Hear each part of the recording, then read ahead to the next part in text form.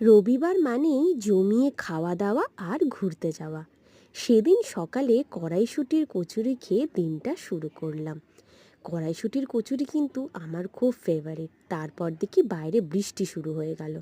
ঝটপট তাই স্নানটা সেরে নিলাম আর লাঞ্চটাও করলাম জমিয়ে ভাত আর মাংস দিয়ে। বৃষ্টির মধ্যেই সেজেগুজে বেরিয়ে পড়লাম প্রিয় মানুষটির সাথে ঘুরতে।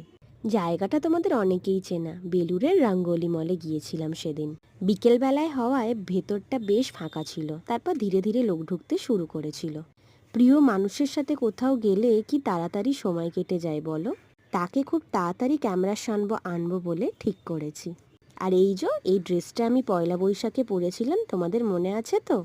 কেমন লাগলো অবশ্যই জানিও দেখে। ওর সাথে সময় কাটিয়ে একটু স্ন্যাক্স খেয়ে আবার বাড়ি ফিরে আসতে হবে, সেই ভেবেই মনটা একটু একটু খারাপ হয়ে গেল। আজ তাহলে এইটুকুই। তোমাদের কেমন লাগলো ভিডিওটা লিখে জানিও। টাটা।